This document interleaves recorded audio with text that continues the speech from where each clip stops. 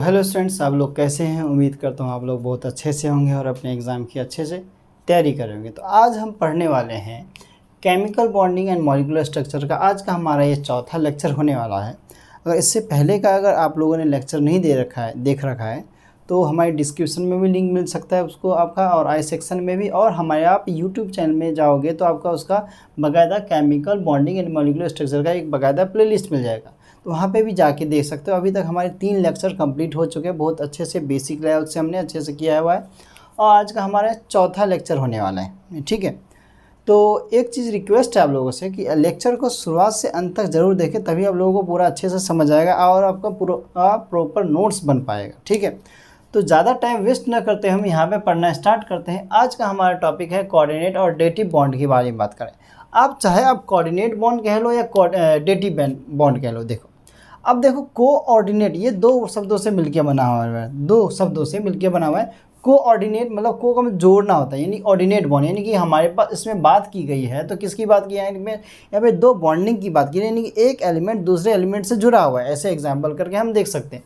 तो यहाँ पे हम देख सकते हैं यहाँ के when sharing of electron occur in such a manner that bonded pair of electron are contributed from any one electron of the two bonded atom is called a coordinate or dative bond। यानी बोला है when sharing, अगर हम electron की sharing करते हैं किसी भी मैनर बॉन्डिंग पेयर के शेयर में, हम बॉन्डिंग पेयर के मैनर में, तो हमारे पास एक एटम यानी कि ओनली वन, हम लिखें only one of the two bonded pair, यानी चाहे एक भी हो सकता है, हमारे पास दो बॉन्डेड पेयर ऑफ एटम भी हो सकते हैं। उसी को हम क्या कहते हैं? कोऑर्डिनेट और डेटिव बॉन्ड कहते हैं। जैसे एग्जांपल के तौर पे यहाँ देखें तो हम जैसे ले सकते हैं कि एक इलेक्ट्रॉन हमने ए का, एक इलेक्ट्रॉन हमारे बी का, हमने दोनों इलेक्ट्रॉन को अलग से दिखाने के लिए हमने एक को क्रॉस से एक को डॉट से शो कर लिया। तो यहाँ पे हमने क्या किया? इसका कोवेलेंट बॉन्डिंग बना के दिखाया, हमने कोवेलेंट बॉन्डिंग में बना के दिखाया। तो हमारे पास कोवेलेंट बॉन्डिंग में सिंगल कोवेलेंट बॉन्ड बन जाता है। अगर सिंगल कोवेलेंट बॉन्ड की बात करें तो हम बॉन्डिंग में एरो नहीं शो करते कोवेलेंट बॉन्डिंग में, लेकिन हम जब कोऑर्डिनेट बॉन्ड की बात करते हैं तो हम एरो शो करते हैं और दिखाते हैं कि इलेक्ट्रॉन जा किधर रहा है। ये चीज़ हम डायरेक्टली शो करते हैं। तो इस चीज़ में हमारे पास इन दोनों में आप डिफरेंस देख सकते हो कि हमारे पास ये कोवेलेंट बॉन्ड की बात कर रहा है, ये कोऑर्डिनेट बॉन्ड की बात कर रहा है, या डेटिव बॉन्ड कह सकते हैं आप। तो यहाँ पे आप देख सकते हो, यहाँ पे एरो नहीं दिया हुआ है, यहाँ पे एरो दिया हुआ है। यहाँ पे हमने कोवेलेंट बॉन्ड में हमने अलग अलग इलेक्ट्रॉन को दिखाया, यहाँ पे हमने पेयर के फॉर्म में दिखाया।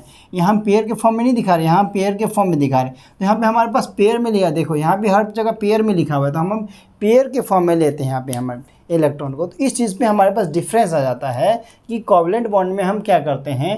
पेयर के फॉर्म में नहीं लेते, ये सिंगल बॉन्ड होता है हमारे पास। लेकिन हमारे पास कोवेलेंट बॉन्ड या डेटिव बॉन्ड की बात करें तो हमारे पास उसमें एरो करके हम दिखाते हैं और दोनों हमारे पास इलेक्ट्रॉन को एक साथ लेते हैं, यानी पेयर फॉर्म में लेते हैं। बाकायदा ऐसे ही हम एग्जाम्पल देखें तो यहाँ पे हम एग्जाम्पल देख सकते हैं। हमारे पास अमोनिया और हमारे पास किसका? बोरॉन ट्राइफ्लोराइड का एग्जाम्पल दे रखा है, यानी NH3 और BF3 का एग्जाम्पल दे रखा है। इसका बाकायदा हमने स्ट्रक्चर बना के दिखाया है मैंने। तो हमारे पास क्या हुआ? हमारे पास हमने यानी कि नाइट्रोजन के 3 इलेक्ट्रॉन यहाँ पे फ्लोरीन दिखा दिए। ठीक है, हमारे पास फ्लोरीन नहीं, यहाँ पे हाइड्रोजन होना चाहिए, सॉरी मिस्टेक हो गई, यहाँ पे हाइड्रोजन दिखाना था हमको। ठीक है, क्योंकि NH3 है ना हमारे पास, BF3, तो NH3 में तो 3 हाइड्रोजन। ठीक है, हाइड्रोजन हो गया हमारे पास। ठीक है, हमारे पास ये यहाँ पे क्या था? हाइड्रोजन दिखाना था हमको, हाइड्रोजन। ठीक है, मैंने फ्लोरीन को ले लिया था, ये चीज़ नहीं लेना चाहिए था हमें। ठीक है, तो ये चीज़ हमारा हो जाता है। अब देखो हाइड्रोजन, यहाँ पे बात करते हैं नाइट्रोजन से। अब यहाँ आगे इन दोनों हमने बॉन्ड को, इलेक्ट्रॉन को क्या कर दिया? कंबाइन कर दिया, हमने कंबाइन कर दिया। तो यहाँ पे कंबाइन कर दिया, फिर हमने यहाँ पे वही कंबाइन कर दिया। तो इन दोनों को हमने क्या कर दिया? ये जो दिखाया हमने यहाँ पे, इन दोनों को इलेक्ट्रॉन को जो हमने कंबाइन किया है ना, यानी कि हमारे पास एक पेयर में लोन पेयर फॉर्म में, यहाँ पे हमारे एक लोन पेयर है हमारे पास, यहाँ पे पेयर फॉर्म में, यहाँ पे हाफ लोन पेयर कह सकते हैं। पेयर के फॉर्म में कहेंगे तो हाफ पेयर कहेंगे, यानी कि सिंगल इलेक्ट्रॉन हमारे पास क्या है?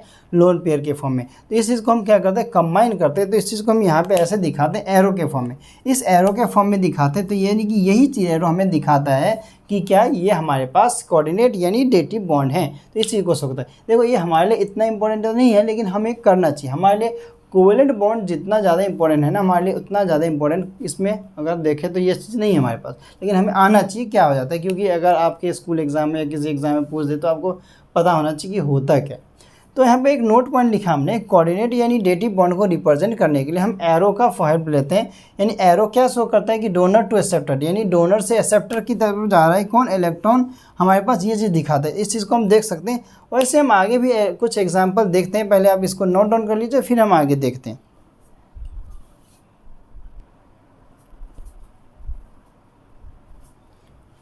अब हमारे पास सेकंड एग्जाम्पल आ जाता है इसी से रिलेटेड, डेटिव बॉन्ड से हमारे पास। अब सेकंड एग्जाम, जैसे फर्स्ट एग्जाम्पल था ना हमारा, वैसे सेकंड एग्जाम्पल भी हमारा देखो। अब इसमें हमारे पास अमोनियम क्लोराइड के फॉर्मेशन की मेनली बात की यहाँ पे। तो यहाँ पे थोड़े से चेंजेस आ जाते हैं। जैसे देखो यहाँ पे क्या चेंजेस आते हैं। यहाँ पे अगर मैं बात करूँ, यहाँ पे हमारे पास अमोनिया तो है ही हमारे पास, और HCl यानी हाइड्रोजन क्लोराइड है, ठीक है, हाइड्रोक्लोरिक एसिड भी कह देते हैं यहाँ पे, लेकिन हम हाइड्रोजन क्लोराइड मान के चलते हैं क्योंकि हमें हाइड्रोजन और क्लोराइड अलग फॉर्म में चाहिए। यहाँ पे हमारे पास अमोनियम क्लोराइड बन रहा है इन दोनों से। अब कैसे बनता है डेटिव बॉन्ड के थ्रू, ये चीज़ देखने की बात है हमारे पास। तो यहाँ पे एज इट इज़ जैसा कि हम जानते हैं, हमारे पास अमोनिया को हमने किसका बॉन्ड स्ट्रक्चर का मैंने डायग्राम बना लिया हमने, जैसे हम बनाते हैं क्या, कोवेलेंट वाला। ये तो हमारे पास ये जो है हमारे पास, अब ये देखो यहाँ पे NH3 हमारे पास इसके पास 3 हाइड्रोजन है। एक ये इसके साथ जाके कंबाइन हो जाएगा, यानी कि एक हाइड्रोजन है तो इसके साथ जाके कंबाइन हो जाएगा, ये अलग ही हो जाएगा हमारे पास। अब यही चीज़ यहाँ पे हुआ है हमारे पास। ये चीज़ आप एरो में देख सकते हो, ये चीज़ एरो यहाँ पे हाइड्रोजन के साथ कंबाइन हुआ है, लेकिन क्लोरीन हमारा अलग हो गया।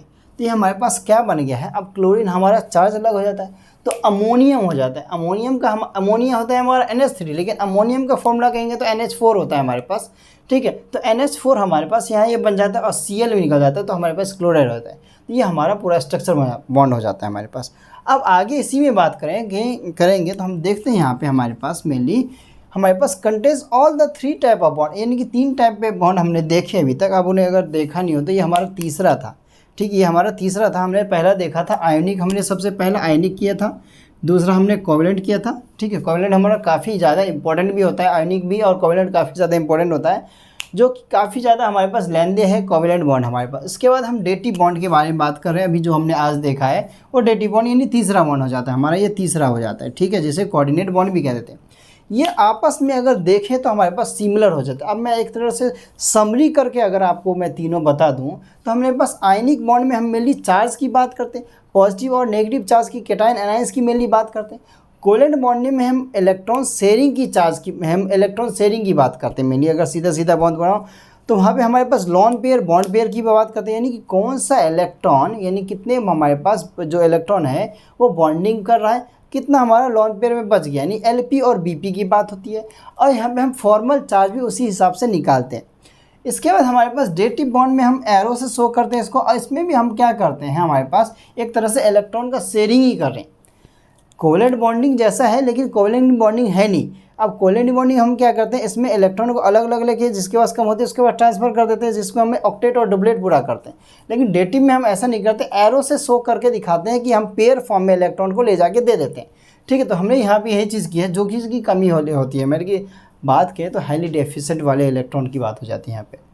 अब ऐसे हमारे पास एग्जांपल काफ़ी ज़्यादा NH4I की बात हो जाती है, हमारे पास NH4I की बात है, PH4I की बात है, PH4I की। अब PH4 जो है ना फॉस्फोनियम हो जाता है हमारे पास, फॉस्फोनियम आयोडाइड की बात होती है, फॉस्फोनियम ब्रोमाइड की बात होती है, ये अमोनियम आयोडाइड की बात हो रही है। जैसे हम अमोनियम क्लोराइड की यहाँ पे बात कर रहे थे, यहाँ पे अमोनियम हमारे पास आयोडाइड की बात हो जाती है। इसके बाद ये हमारा पूरा डेटिव यानी कोऑर्डिनेट बॉन्ड खत्म होता है इस चीज़ में। फिर भी अगर कोई डाउट आपको कोई अगर रह जाता है तो आप हमारे कमेंट सेक्शन में ज़रूर बताइए, हम उसको सॉल्व ज़रूर करेंगे। देखिए जितना कुछ हो रहा है ना आप लोगों के लिए ही हो रहा है सब कुछ, ठीक है। आप लोगों के ही सपोर्ट से हम आगे बढ़ते हैं, और ये जितना चीज़ करें हम आप लोगों के सिलेक्शन के लिए ही करें। आप लोगों का अच्छे डॉक्टर बने, अच्छे इंजीनियर बने, कोई भी फर्दर एग्ज़ाम देते हैं तो हम अच्छे इंजीनियर और अच्छे डॉक्टर आप बनाना चाहते हैं। आप लोगों को हम बेस्ट से बेस्ट एजुकेशन प्रोवाइड करना चाहते हैं, ठीक। इसलिए हम ये आप लोगों के लिए ही करवा रहे हैं, ठीक है। अगर आपको कुछ नहीं आता है ना, कुछ भी नहीं आता है, आप हमारे यूट्यूब चैनल पे आइए। आप लोगों को ना 0 लेवल से पूरा एक अच्छे लेवल तक का पूरा, यानी कि जहाँ तक नीट और IIT में पूछा था, जेईई एडवांस में जहाँ तक पूछा था, वो आपको क्वेश्चन वहाँ के तक के हम करवाएंगे, ठीक है। अब वहाँ तक के आपको पूरा कंटेंट मिलेगा आपको, ठीक है। आप हमारा 2023 का जो नीट का क्वेश्चन पेपर था उसी से अंदाज़ा लगा सकते हो। हमने जितने भी क्वेश्चन हमने बताए थे ना, एज इट इज़ वो क्वेश्चन उठ के आए हैं हमारे पास, शॉर्ट से आप जाके देख सकते हो, ठीक है।